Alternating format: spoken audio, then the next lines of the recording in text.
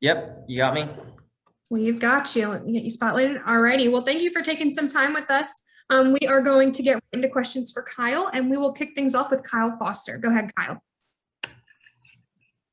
Hey Kyle, so obviously you've had an extremely successful season. It all began in Las Vegas. It was great to see you win at Sonoma. But what people may not know about you is you've also had a ton of success outside of NASCAR. How has that translated and sort of helped you win on vastly different road courses in Sonoma, Watkins Glen, and all different types of tracks this year? And how do you think that's going to help you in the playoffs? Yeah, I mean, if you're speaking of the dirt track stuff, yeah, it's been a good season all around in everything that I've done, and I think I've won like 24 races to this point in the year. So, yeah, I think you just being in position as often as I've been, you helps kind of the mindset of staying calm and things like that on Sundays for cup races too. So yeah, it's been great. I love racing and staying busy, and it slows down a little bit this time of year just because of schedule stuff. But I look forward to running more dirt races and staying sharp for the playoffs. Thank you very much. All right, we're going to take our next one from Alan Cavana. Go ahead, Alan. Hey Kyle, you're not one, often to brag or to, have an attitude about yourself, but you are the favorite. I mean, you will be the target in just about every time you drive, including the Cup Series playoff. Do you like that position? I mean, being the one everybody is gunning for. Yeah, I don't know. I mean, it means you're in a fast race car and you're doing a good job, so it's good. I mean, it's not like everybody's gunning for you and you have a target on your back or anything like that. So it's just a cool spot to be in, and it's been a lot of hard work to get to this point, and now we've got a great opportunity to go chase a championship. So you just gotta. We've been doing a great job doing what we've been doing, and we just got to continue that and execute well, and hopefully it all kind of take care of itself. Thank you. All right, we'll take our next question from Pat DeCola. Go ahead, Pat. Hey Kyle, just want to check in and see where things stand with Christopher Bell and if you had any plans on smoothing things over before things get started here. I mean, it's been a long time since that. I don't really know why we're still talking about it, but yeah, I'm looking forward to the playoffs. I know he is too. He's got a great car. I've got a great car, and it's the both of us is best opportunity to go chase a championship. Thanks. All right, we're going to take our next one from Eric Smith. Go ahead, Eric. Thank you. Yeah, Kyle, I know one of the things with having a strong regular season is you don't want to peak too early. Do you feel like there's still more maybe you can gain? Anything you're looking to maybe improve upon going into the playoffs so you can still gain on the field or further separate yourself in the field, I should say? Sure. I mean, I don't know. I don't think I hope we haven't peaked yet. We won a race a few weeks ago. So,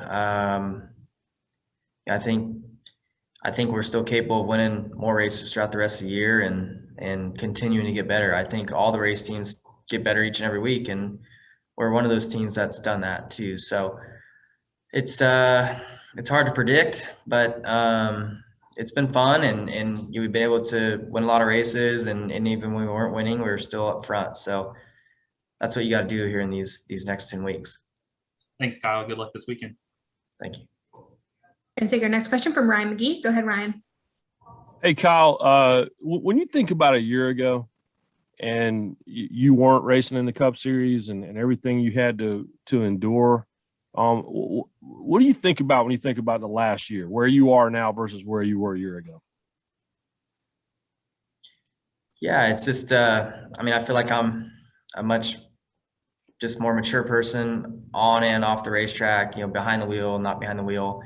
I think through all the experience of growing up, made me, ultimately just better all around. And getting, speaking of, just racing, I think getting to race as much as I did last year and contend for, I raced 96 times or 90, something like that, and won 46, and probably was in position to chase a win in 80 races or more. So I think, putting yourself in a position like that, it makes me much mentally stronger driver these days, much more experienced driver. So, yeah, it's definitely, it's been a crazy couple years, but, thankful that, I'm in the opportunity I'm in now. All right, we're going to take our next question from Kenneth Hawkins. Go ahead, Kenneth.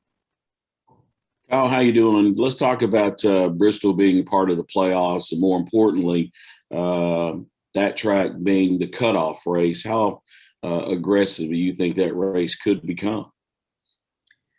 Yeah, I mean, Bristol's Bristol, and it's always really aggressive. Hopefully I'm not anywhere near the cutoff or whatever in points.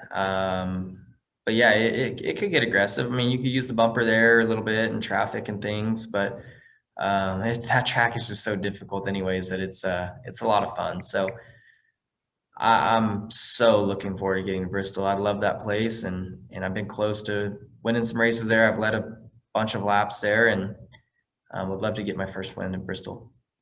Thank you. And take our next one from RJ Starcevic. Go.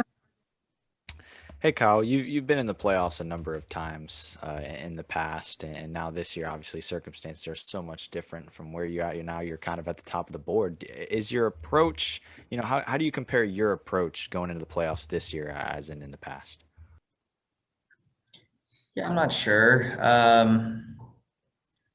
I don't know. I don't remember my thoughts or feelings or my approach from when I was in the playoffs last and stuff. Yeah, I don't know. It's still, I feel like I've been in a good kind of mindset leading up to the playoffs, of trying to just rack up as many points as you can for these last few months. And I feel like that's the kind of mindset you need to have for the playoffs too. So, still got to go out there and chase as many points as you can throughout the race. Obviously you want to win the races, but if you can't, you just don't want to leave any points out on the table. So, that's kind of where my head's at right now. And I think you can kind of go through each round with that mindset.